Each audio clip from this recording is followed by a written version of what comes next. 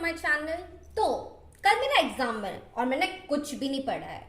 अब मैं क्या एग्जाम में लिख के आऊंगी, ऐसा क्या करूंगी कि मेरे अच्छे मार्क्स आ जाए, मैं पास हो जाऊं एटलीस्ट। अगर आप भी ऐसी कुछ स्ट्रैटेजीज ढूंढ रहे हैं और आपको लग रहा है कि यार कल मेरा एग्जाम में पता नहीं मेरा क्या ही होने वाला है, कल मेरे मार्क्स कैसे ही आएंगे, तो आपको मैं बता देती हूँ कि आप क्या क्या कर सकते हैं in order to get that good marks. अगर आपको ये सब ट्रिक्स जाननी है तो आप ये वीडियो पूरी देख सकते हैं। और उससे पहले अगर आप न्यू है मेरे चैनल पे तो प्लीज सब्सक्राइब कर लीजिए। हमारी सबसे पहली ट्रिक जो है, जो हम लोगों को इतने अच्छे मार्क्स लाने में या फिर हमको पासिंग मार्क्स लाने में हेल्प करेगी, वो है कि हमको थोड़ा सा डर लगना चाहिए कि कल मेरा एग्जाम है। ऐसा नहीं होना चाहिए कि हाँ मेरा कल एग्जाम है, मस्त टीवी देखे ही जा रही हूँ, देखे ही जा रही हूँ, देखे ही जा रही हूँ, ऐसे काम नहीं चलेगा। अब आपको थोड़ा सा डर आ जाना चाहिए, कल मेरा एग्जाम है, मैंने कुछ नहीं पढ़ा है, अब मेरे को पढ़ाई करनी है, राइट। सबसे पहला डर। नेक्स्ट, आपके अंदर वो आग होनी चाहिए कि भाई मुझे पढ़ाई करनी है, अब चाहे जो हो जाए। अब मेरे को लास्ट के 12, 14, 15, 16, लास्ट के 18 घंटा भी पढ़ाई करनी पड़े तो भी मैं करूंगा, ये वाला आपको आ जाना चाहिए, तभी आप अच्छे मार्क्स ला पाएंगे, पास हो पाएंगे। तो अब आपको पढ़ना कैसे है, ठीक है। तो आपको सबसे पहले क्या करना है, अपने प्रीवियस ईयर क्वेश्चन पेपर्स देखिए। Previous year question papers are the Bible to in order to get good marks. तो आपको करना क्या है, प्रीवियस ईयर के क्वेश्चन पेपर्स देखने हैं, देखना है कि ये वाला क्वेश्चन बार बार बार बार आए जा रहा है, तो आपको वही वाला क्वेश्चन सबसे पहले प्रैक्टिस कर लेना है, ठीक है। एक बार आपने प्रीवियस ईयर क्वेश्चन पेपर्स देख लिया, उसके बाद आपको अपने नोट्स रिवाइज करने। अब आप बोलोगे नोट्स में क्या क्या हमको पढ़ना पड़ेगा, एनसीईआरटी पढ़ना पड़ेगा, या फिर हमने जो पर्सनल नोट्स बनाए थे वो पढ़ना पड़ेगा, या फिर हम लोगों को गाइड्स फॉलो करनी है, रेफरेंस बुक्स फॉलो करनी है, क्या करना है। तो सबसे पहले अगर आपने by any chance my notes बनाए हैं, जो आपने नोट्स ऑलरेडी टीचर्स बनवाती हैं और जो आपके लिए इजी रहेंगे याद करने के लिए, तो आप वही रेफर कर लीजिए।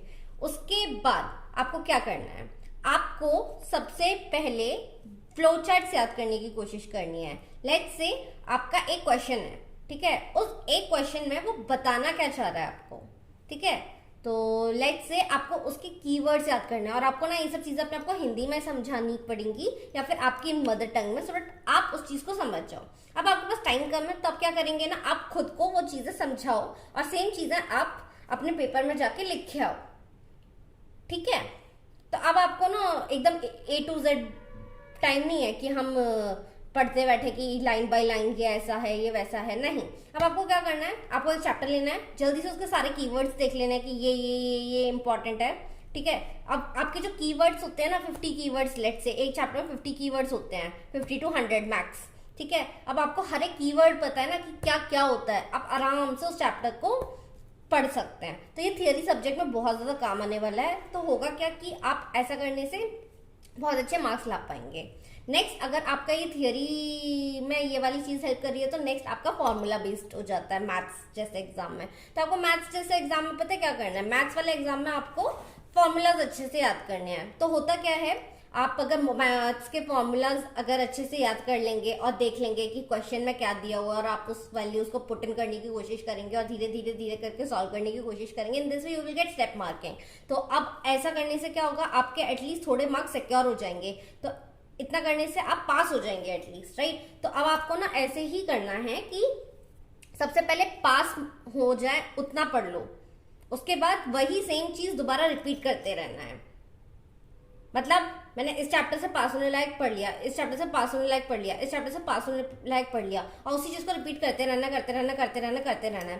तो आप देखेंगे कि आपने एक ही दिन में इतना सब कुछ पढ़ लिया है जो एक्चुअली पेपर में आने वाला है, मोस्ट ऑफ इट। तो अगर आप उधर जाके जो भी आपका क्वेश्चन पूछा गया है आप उसमें लिख के आएंगे उस चीज से रिलेटेड, और जो भी आपको समझ में आया था, और उसको अच्छे से प्रेजेंट करके आएंगे, अच्छे से माइंड मैप्स बना के लिख के आएंगे। जैसे अगर इकोनॉमिक्स का आपका एग्जाम हो लेट्स से, ठीक है, कोई भी थियरी सब्जेक्ट हो, बेसिकली एसएसटी हो गया, इकोनॉमिक्स हो गया, या कोई भी दूसरा सब्जेक्ट, आप क्या कर सकते हैं ना, आप लिख दीजिए कि types of economy, types of economy के अंदर 3 इकोनॉमी होती हैं। तो आप एक डायग्राम बना दीजिए टाइप्स ऑफ इकोनॉमी, और 3 डिवाइड करके, और हर एक इकोनॉमी को मेंशन कर दीजिए, मिक्स्ड इकोनॉमी, डेमोक्रेटिक इकोनॉमी, ऐसे।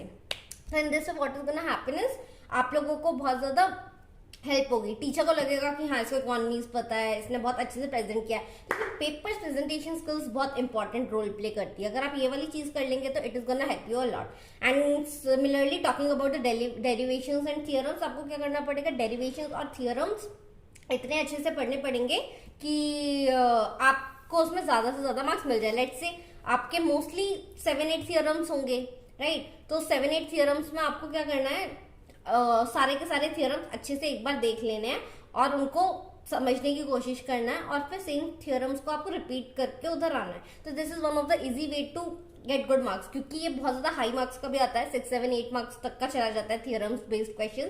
तो इस वे में आपको बहुत अच्छे मार्क्स मिल जाएंगे। तो आप इस चीज को भी बिल्कुल भी निगलेक्ट मत कीजिएगा। रही बात साइंस की, इन सब चीजों की, तो इसमें थोड़ा टाइम कंज्यूमिंग टास्क रहता है। इट्स लाइक आपको हमेशा समझते चलना पड़ेगा साइंस के लिए। तो ठीक है कि ये बताना क्या चाह रहा है, डायग्राम्स हो गए, है ना, ये सब चीजों पे अगर आप फोकस करेंगे तो आपका साइंस का पेपर भी इजीली चला जाएगा। क्योंकि उसमें होता है कि आपके प्रैक्टिकल पार्ट्स भी होते हैं साइंस में, प्लस आपके थ्योरेटिकल पार्ट्स भी होते हैं। थियरी जैसे मैंने बताया आप वो वाला फॉर्मूला यूज कर सकते हैं, और प्रैक्टिकल के लिए तो आपको थोड़ा अपने आप से सेल्फ क्यूरियस होकर क्वेश्चन पूछने पड़ेंगे कि ये ऐसा क्यों है, थोड़ा समझना पड़ेगा चीजों को, और उसको ना एकदम याद करने के लिए आप अपना brain power visualisation technique use कर सकते हैं। उसमें क्या होगा कि आप हर एक चीज को ना इमेजिन करके पढ़ने की कोशिश कीजिए, and this way you will also learn in a better way, और आप ये सब चीजें आराम से एग्जाम में लिख के आ सकते हैं। तो in this way you can surely gate passing marks for your exam if you follow all this tricks. तो अगर आप ये सब चीजें करोगे ढंग से, तो I am pretty sure you gonna get good marks as well. तो आप यही सब चीजें आप रिपीट करते रहे so that you easily get 60 to 70 marks as well.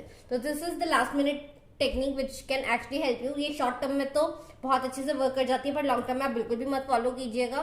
तो इसमें क्या होगा, आपके लिए ये लॉन्ग टर्म में बिल्कुल भी बेनिफिट इसलिए नहीं करेगी क्योंकि this is really not the right way of studying. But ठीक है, अभी आपके पास टाइम नहीं है तो you can surely follow this. It's not bad way, because अब हम लोगों का पास होना ज्यादा इंपॉर्टेंट है more than thinking anything about rather, right? तो आप ये सब चीजें पक्का फॉलो कीजिए एंड मेक श्योर कीजिए कि आप अच्छे से एग्जाम लेके अच्छे से प्रेजेंट करके आइएगा basically. All the very best for your exam, and again if you are new to my channel, please do subscribe.